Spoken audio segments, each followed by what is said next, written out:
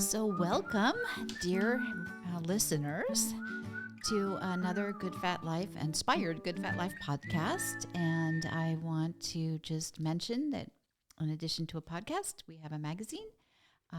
And details on where you can find our magazine will be provided. And one of the things that's really, really important here at Good Fat Life is the opportunity to share stories that we don't always hear, and sometimes they're sad and sometimes they're happy, but they're always human. They're what makes us connected and part of what makes Good Fat Life Good Fat Life. And with that, I want to introduce our guest, Sue Johnston and LeAndrea Fisher, and they have a story to tell us about fertility. Would that be right? That's right. I would say that, anyway, I'm Sue Johnston of the Infertility Advocate, and I would say that we have a story that we want to share about how we support those who struggle to build their families in any capacity that they might be on their journey. So, yeah, that's a little bit about me and us. And so, LeAndrea, do you want to share a little bit about yourself too? Yes, thank you so much for having us. We're so excited to be here and have the opportunity to talk about infertility, the impact that it's had on us, and how we are, how that inspired us to do what it is that we're doing, which is bringing a walk of hope to Michigan. Yeah. So thanks again for having us. Well, like I said, it's, I don't care who you are, we all have our things, right? Our areas that are challenging. And when you know that there's people that have your back, that care about you and are there no matter what and love you no matter what, it just makes the journey so much brighter. That's right. That's right. And we like to come together to have this walk of hope at this time of year, because the last week in April, from the 24th to the 30th, is National Infertility Awareness Week. Okay. And that is why we chose this month to have our walk of hope. And we always have it the last week, on the last day of the last week. Uh-huh. So tell me, I mean, there's some real backstory on the walk of hope. Sure. So Sue, do you want to start and just kind of share with our listeners? Sure. Yes. So I actually struggled to build my family, which is a family of 3. I had unexplained infertility, and it took a decade of my life to be able to resolve my journey. I do have one son who is now 27 years old. And I felt like it was the hardest decade of my life, and I wanted to turn my pain into purpose. So I met these women when I was trying to build my family through Resolve of Greater San Diego in the late 80s, early 90s, when I was going through IVF and everything. And IVF is in vitro fertilization. I mean, we had tried for 7 years prior to this, and we just felt like we needed to go to the big guns and the next step. And we kept pushing the goalpost and never wanted to do IVF. And I joined Resolve of San Diego. It was a club I didn't want to be a part of, but I met these women and men that were kind of like my lifeline during that time. My husband was also a naval officer and going out to sea all the time. So I found myself, alone a lot, not in our goal of,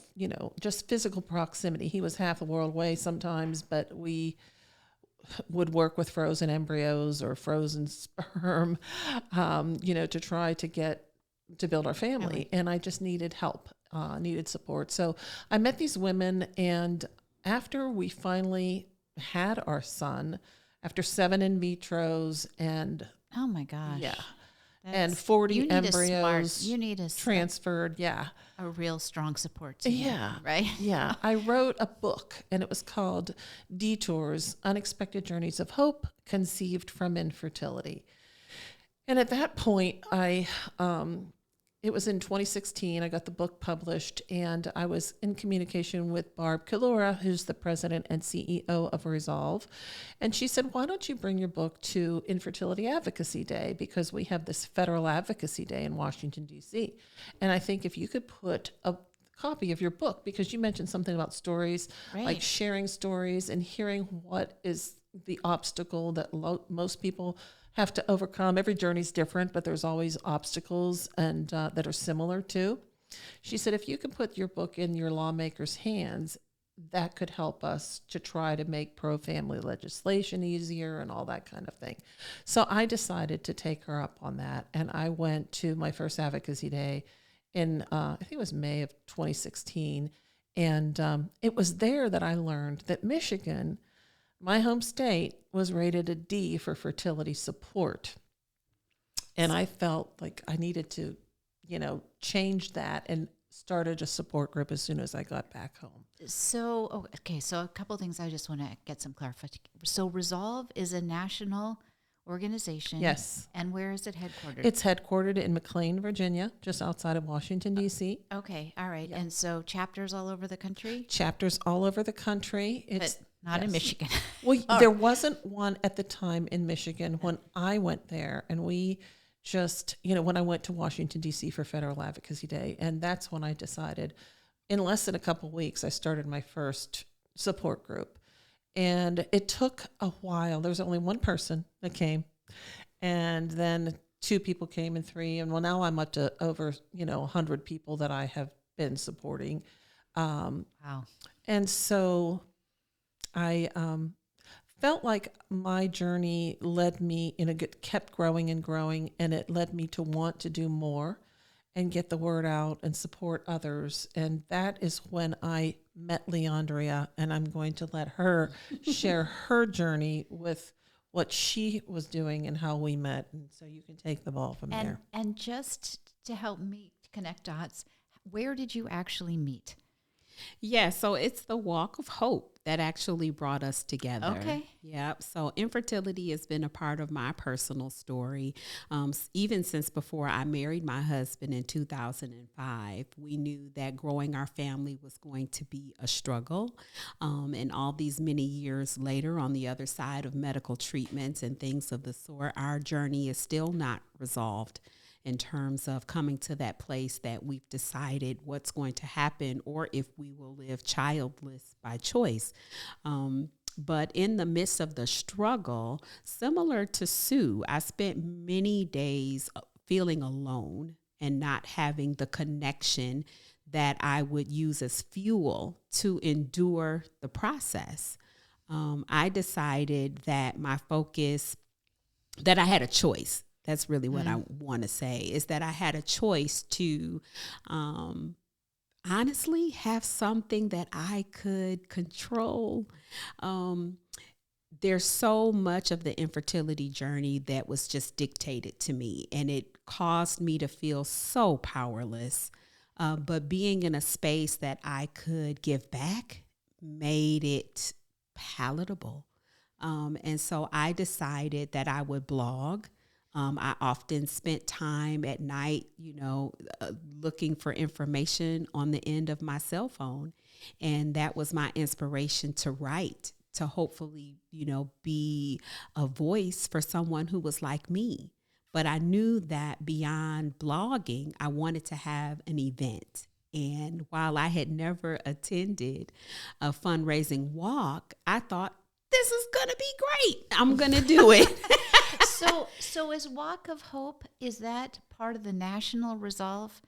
Is it a national thing, so everybody has a Walk of Hope every chapter? Or? Not exactly. Okay. At the time that I reached out to Resolve about a Walk of Hope, there were 2 options. One being signature walks of hope that were held in different locations around the United States that were ran and sponsored and powered, as we like to say, by Resolve.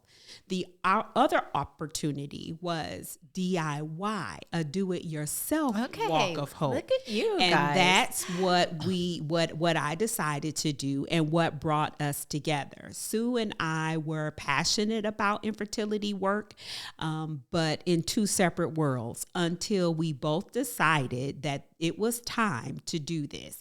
And I honestly had no other connection to Resolve aside from wanting to partner with an organization that was going to help me go farther, right? You want to go fast, you go by yourself. You want to go far, you link arms. And so that's what brought us together. We literally both had reached out to Resolve. Like I said, Sue talks about the foundation that she had, the time she had put in already. I knew nothing of her. But Cindy Hollister said, I've got the person for you. And we met in February 2019, and we've been working together ever since. It is our commitment to bring people together, to share resources, to create community. That literally is why we serve. And that's how we got here. I just keep having like one of the goosebumps after another, right? After another, right? yes. It just it's magic. Yeah. It's magic when you have an idea and you found each other, Right. And, Yes. and now Yes. you're making this happen. We are. It's our 4th annual Walk of Hope. It's been a little trickier since our first one was in 2019, and we had an amazing event in person. But then the pandemic hit in 2020, and we did a virtual event. And we did a virtual event in 2021 as well. But this year, most people, if they've chosen to get vaccinated, are vaccinated that, want to have vaccines. And so this year we're doing a hybrid event. So tell me about it. Yeah. So I'm excited. Okay. Yeah. I want the details. Yeah. So part of the majority of the program will be online. Okay. And we want you to like and follow us on the Detroit, Michigan Walk of Hope Facebook group, because that's where we will have our YouTube program up and ready to be seen on the at 11 o'clock on the 30th of April. Okay. Yes. So the last Saturday of the month. Yeah. Of this Saturday month. Okay. Of this month at 11 o'clock. So you can tune in there and you can see the program, and you can, it'll be recorded, so you can see it at any time. You can watch it many times if you want. Okay. But we have an interesting lineup of guests that are going to be sharing stories and messages of hope. One will be our president and CEO Barb Kalura.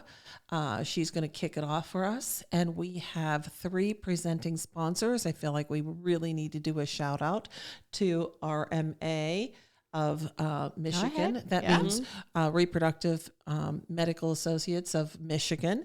And they were a $3,000 presenting sponsor.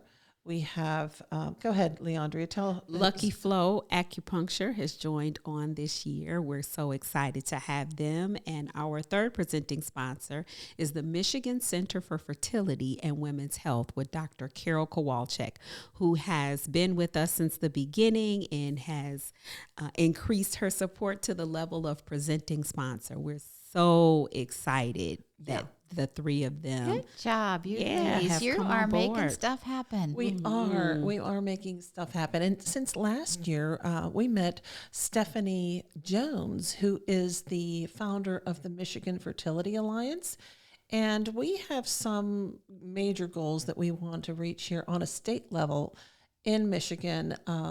Stephanie and LeAndrea and I and her board committee members, we held the first state infertility awareness week in September, and we are trying to overturn the antiquated laws of surrogacy. Gestational surrogacy Michigan is the only state in the union where it is a federal crime to use a gestational surrogate. So we need to change that. Absolutely. Wow. Absolutely. Yeah. So we have to, like, for example, I lead support groups. I lead national and local support groups. And a lot of the women that need to turn to third-party reproduction because maybe they were born without a uterus, or maybe they have sustained a catastrophic injury that renders them infertile, or they've had, uterine cancer and what have you. They have to go out of state to another surrogate agency in a different state if they want to. Because it's illegal Yeah, here. it's illegal here. So one of my support group members just, her embryo was put in a surrogate, in California. And the surrogate carried her baby to term, and she had to fly out there to be there for the delivery of her baby and bring her baby back home to Michigan. So we need to change that. So I'm just curious, when would a law like that have been put on the books? It was back in the 80s. It was. Was it? Okay. Back in the 80s, yeah. I'm thinking like the 1800s. I know, No. right? Yeah. No. So, No. okay. No. Yeah. Yeah. So it's easy when you have that firsthand experience that you run into roadblocks. Then the fight that we're fighting is not literally for us, but it is for those that are coming after us and those that are impacted. It's okay for those that are facing infertility who don't have the capacity to do advocacy work. It's okay. I'll speak up for you. It's okay that, the grief process that you're experiencing with loss and miscarriage and things of that sort, that you need the time to heal. Sue will speak up for you. That's what this is You just about. I just want to cry seriously with the heart that you two have, right? Because it's as a mom and as a female, as a woman, it gets you at your core. It gets does. you at your core. This is not. Yes. This is like at your core. Yeah. Wow. Because you're wired to, well, let me just back up. There are people who choose a lifestyle to not have children, and having a children isn't for everyone. Sure, and that's that's fine. okay. Of course. But those who want to have children who can't because infertility is a disease, it's been identified for, by the CDC as a disease, and you can't get any help. You have to pay out of pocket. It's still considered elective to your reproductive rights are in question, and there are so many roadblocks, that cost being one of them, and gestational carriers, and just you name it. There's so many different obstacles for people to overcome, and we want people to know that they're not alone here in Michigan. Absolutely. So, It's just similar to what you said, Sue. Whatever they decide, whatever is right for the family, that's not our call. Our call is to hold a hand and be there while you decide what's best for you. So that's the beauty of this, and the beauty of the walk of hope, right? Coming together and finding a hand to hold. Well, and also my guess, and tell me if I'm wrong, is that if this is the situation that you find yourself in, there's probably not a lot of information that or you just don't even know where to start. Absolutely. Because it's emotional, and it's not like people talk about it a lot. right. And so where do you start? And the fact that you're here with these support and services, my guess is, just knowing the two of you, that you would hold in such high regard and trust a conversation. Right. So much respect, and to help a family go through what the right decision is for them. Exactly, because it is such a deeply personal decision. And as LeAndrea alluded to, there's no right or wrong answer. But we just want you to know that we're here as help to connect you, help you to find resources, help you to raise awareness, and to link arms with you so that you know that you're not alone. It's a difficult journey to navigate. I feel that let's face it, there's shame and stigma that is associated with infertility, and a lot of people don't talk about it. You might find celebrities that might be willing to speak up about it, but a lot of people can't even talk to their own family members because they feel that they might be disappointing their mom or their dad, or maybe their parents are grieving too because they want to be grandparents and they're not. and everybody else is there in their circles, of influence or grandparents already. So I find that people who come to my support group meetings and connect with others on a journey that may not be identical to theirs, but similar, they find that, they can connect with complete strangers and who get it. Sure. And understand that this really impacts you, like you said, to the core of your being. And that is why we want to bring people together for the Walk of Hope. I was mentioning a bit about the virtual part of it, and we kind of stopped at Stephanie. We have some Stephanie Jones from the Michigan Fertility Alliance, but we also have other speakers who are sharing why they walk for Resolve on National Infertility Awareness Week. We have people sharing their miracle babies with us, the babies that were born from last year to this year, from 2021 to this year. We have a woman who I think her voice is one of the most poignant. Sometimes you don't get the resolution of a live baby in arms.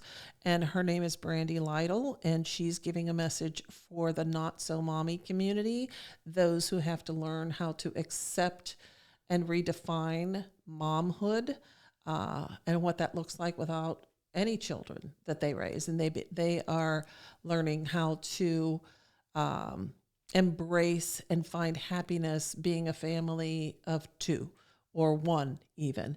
So, yeah, I think that's why we share all resolutions. Mm-hmm.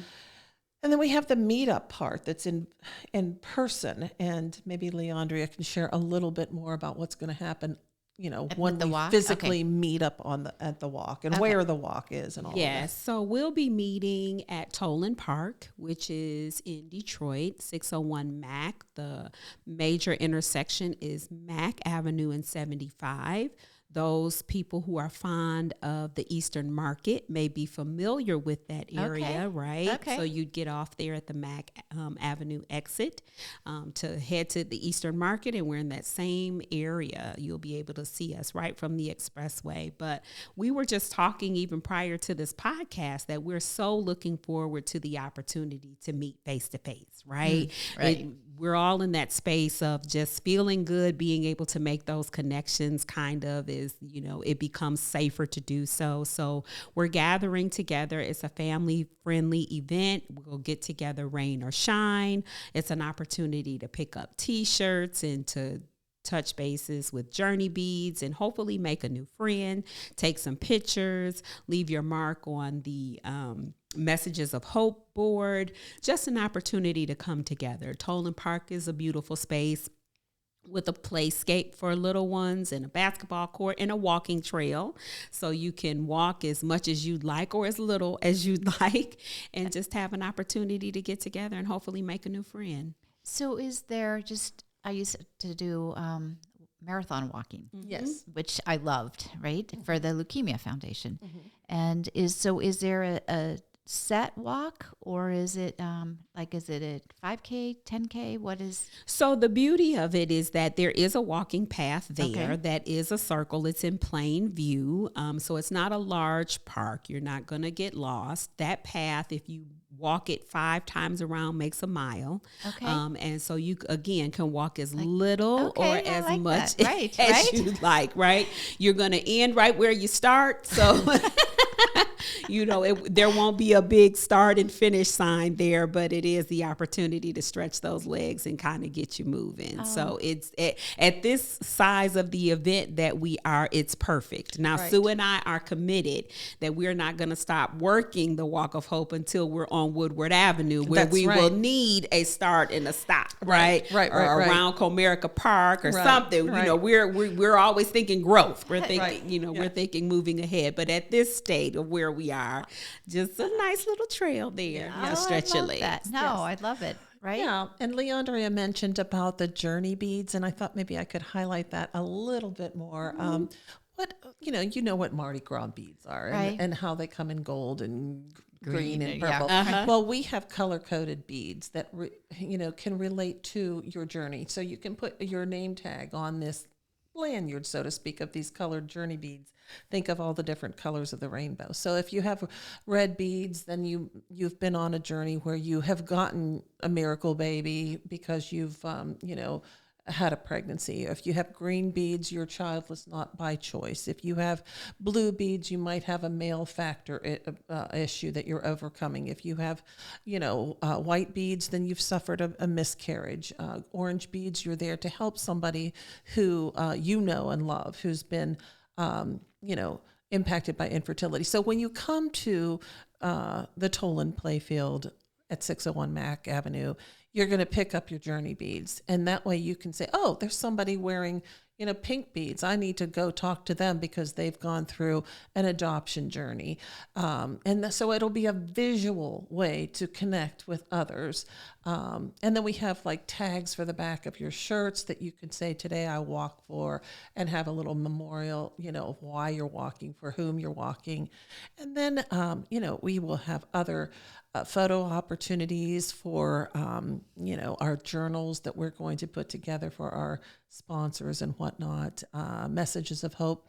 And we will have like a shout out for the largest fundraising team, the largest fundraising individual, the cutest fur babies, as we mentioned, because, some of us, just don't have any kids. And so their fur babies are their babies. And so we ask them to bring those, and we get photos of them. And it's just a great way to connect. Totally. Oh, sounds like, well, knowing you, there's always lots of fun elements, right? Right. There's always going to be the fun and those details. You are so gifted with the detail. She is. Oh, thank you. Yeah, she is. I love the details of things. LeAndrea is the brains and the communication, and I've got a little bit of creativity juices going through me. So we work well together, right? Yeah, the dynamic duo. We do. We've nicknamed ourselves the dynamic duo. I love that. So, well, you are, and that's the best. That's the best. Again, fun, because if you're identical, I mean, that would be boring, right? That's right. Yes, that's right. Our diversity is our strength. There you go. Yes. So, okay. So again, so there's a number of things right here for people. It's like Resolve is the national organization. Right. You have a local Michigan chapter. Yep. And we will have all of that information available, like Skyping. Okay. Skyping through the podcast and okay. how to get a hold of you. And then the Walk of Hope is April 30th, Saturday. Yes. And you can attend virtually. Yes. And in person. That's exactly. Right. Okay. Or you could probably do both. You can. Oh, you can. Right? You definitely. can do both. Okay. Oh, definitely. Yeah. Okay. All right. And I love you guys dream so big, right? Go big or go home, right? That's right. Isn't it interesting, Sue, how you went to an event, you were invited to go to an event in Washington, D.C. Yes. And here 4 years later, hundreds of people have been inspired and supported. Exactly. Yeah. I mean, because of that initial event, I have become the state captain for my home state of Michigan for Federal Advocacy Day. So on the heels of our Walk of Hope, then I will be leading the state of Michigan and actually 5 other states too, for Federal Advocacy Day, and that is on May 18th. So our work is not done after the Walk of Hope. We continue to bring people together for the International Wave of Light, for pregnancy and miscarriage loss, infant loss in November, Endometriosis Awareness Month, PCOS Awareness Month in September. So what's PCOS? I just saw that on an article earlier today. Yes, polycystic ovarian syndrome. Right. If I'm not mistaken. That's right. Okay. It's one of the number 1 leading causes of infertility in women. Okay. And so that is one of our bills in Congress to make September PCOS Awareness Month. And what is the purpose of the bill? To elevate it, make it people aware. I think the more we can share about how 1 in 8 people struggle with infertility. This is not something that, It's a big deal. Yeah, that's a lot of people. That's a lot of people. It's the same number of people that struggle with breast cancer. 1 in 4 people struggle with miscarriage, but it's so isolating and people feel so alone. And I feel like if we can elevate it and talk about it, we can make it not just something that someone can receive treatment if you're one of the celebrities, or for someone who has such deep pockets that they can afford to seek treatment, because that's what it basically has been for the last number of years. Because it's expensive. It's expensive. It's like tens of thousands of dollars every time you try. Wow. Yeah. And if I may, when I'm talking to my high school students about advocacy, one of the questions that I ask them is, in October, everything turns pink. Why? And my students, high schoolers, can say because of breast cancer awareness. And so just having that as the conversation, again, starts to peel back the layers of shame. It puts you in a position of power to begin to ask questions. And then the message is mammograms are important. Mammograms save lives. Imagine if we could shine the same light on the number one cause of infertility with PCOS. Imagine that if that becomes a household word, and then there's awareness and conversation, you could empower the teenagers could be empowered going into their opportunities of childbearing with maybe a different awareness as opposed to not being aware. It could potentially change the trajectory of growing families to bring that awareness. And hopefully, who knows, you may make more advocates, more people who get, powered up and start asking questions, because there's so much of it that is unknown, that doesn't get the support, the research dollars that are needed to remove the mystery and shame. So it is one step closer to making family building, making these journeys more successful for the people that are impacted. You are so articulate. Isn't she? You are. Beautifully said. Beautifully said. I was on the board for the National Breast Cancer Coalition in, I want to say, 2014, maybe, in that era, for a couple of years. I started with Michigan, same thing, right? Started with Michigan, and the chapters grew and grew, and then there's Advocacy Day on Capitol Hill. And so there's hundreds of women who descend on Capitol Hill. But I thought, it's funny you bring this up. I was just thinking about that this last week around advocacy, and what an experience it was for me to be able to see how laws get made, and really how much work goes into it, and how the dollars that determines how the dollars get allocated to where the funding goes. That's exactly right. And breast cancer is, like you said, it's a household word, but so much of it is because it's become easy to talk about, and because I don't know anybody who doesn't know somebody touched by it. Correct. Right. And probably the same is true with the numbers that you're just saying. Exactly. With fertility issues, but we don't know that. We don't know that. That is true. So we're here to change that. Right. Well, ladies, at Good Fat Life, we are all about having a good fat life. Yes. And that is, we like to say everything starts with good fat. And I don't know if fertility starts with good fat, but I'm sure that it helps. It can't hurt. So actually, I think I'd like to do some research around that. Just because good fat is so important for, how our bodies work. But it's a community. Yes. And so anything we can do, we want to do. Well, and great. We're here to support you, and I will be out there on Woodward Avenue with you. All right. Very we good. look forward to that, and we so appreciate you giving us this platform so that we can share what we're doing with the Walk of Hope. And thank you last year for having us, and this year, and hopefully even next year when we you 2023. have you have, as long as we are here, you have our support. All right.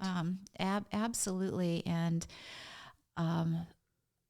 yes. We have our shirts on that say, "You are not alone in Michigan." That's right. So That's right. That's great, and I get one too, right? yes, I you can't do. wait Yes, to wear you it. do. I have to order it for you, but I do have you down. So I will make sure that you get that, and we'll just have to have coffee again really soon, so I can give you your shirt. Absolutely, and I'm serious about this. Anything that we can do, we want to do, and because it's important. Yeah. It's really important. Well, nothing is as important as family, I don't think. I mean, I think that if we didn't have family, what would we have, Right. So, I mean, at the end of the day, when we all certainly saw that with COVID, when we couldn't be with our families. Absolutely. Yeah. So one of the things that kind of funny, and as you're saying that, is that my husband and I like to watch just stupid murder mysteries, I will say, right? Right. They're not so bad that they are gruesome and horrible, but they're whodunits and whatnot. They're entertaining enough Sure. that you're tied into it. But it seems like all of the time it's the family. It's some family dynamic that couldn't be discussed when people were small that creates the tension and frustration that leads to the murder. Right? It just is funny as you were saying that. It's like we were talking about that. It's like it goes back to the childhood. It's a profound impact of what you thought you were going to have, what you thought your life was going to be, what you dream about all your life. It's kind of a loss of a dream when you can't make that happen for yourself when you're ready. You have the spouse, you have the career, you have the whatever else you've put in on your path and your goals and whatnot. And then when the rug is pulled out from underneath you, it can be very devastating.